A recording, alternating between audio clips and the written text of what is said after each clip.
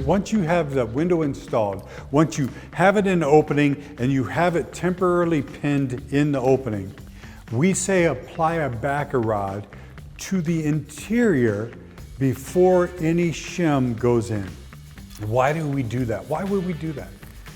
Why wouldn't you just shim it and then spray foam the entire opening?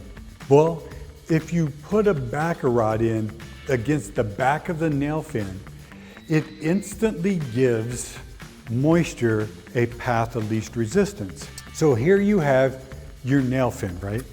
You got your nail fin. Then you take on the interior, on the inside, and you put a backer rod right against that nail fin. What that does is any moisture that gets here comes around that nail fin and gets in, hits that backer rod, goes straight down. It has to. It follows the path of least resistance. If it comes on this side, it falls straight down. Because once you're shimmed, you're going to take your spray foam, your spray foam, you're going to spray foam it in there. And what happens with that is that backer rod gives a path for spray foam to follow. Because spray foam just goes where spray foam goes, right? Spray foam does this. You spray it in there, it expands to wherever. A lot of times it expands past the interior. So we actually show several different ways of insulating a window. There's using spray foam, there's using loose fill, there's using some other materials out there. So there's several ways of insulating a window, but every one of them start with a backer rod.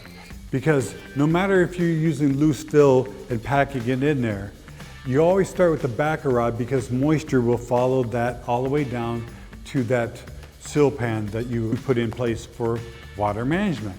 So again, this is just another tool in water management. So now what that does, it also disconnects the exterior from the interior. So when you're talking about your nail fin out here, nail fins get cold, right? Because you just have flashing tape on top of that. So flashing tape is not an insulator. Flashing tape is a flashing tape. Then you got a nail fin that's a thin piece of PVC.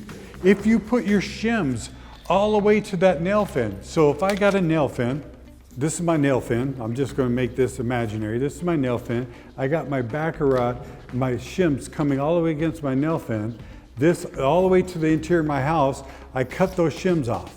But these are all the way to the interior of my house, my trim goes on. So do you think that cold could transfer from here to there? I do. So what if I put a backer rod in against that nail fin? And then I take and I put my shims up against that backer rod. Guess what I just did? I made a thermal break. I disconnected the exterior from the interior by putting a backer rod in. I also made a drainage plane, a simple backer rod. Very inexpensive way of building a lot of security in your insulation and your water management system. So take a look at that backer rod because that's what you're going to do. You're going to put a backer rod in, you have your shims applied now, and now you're going to handle your insulation the way you do. If it's spray foam, it's spray foam. If it's loose fill, it's loose fill. There's several different ways of doing it.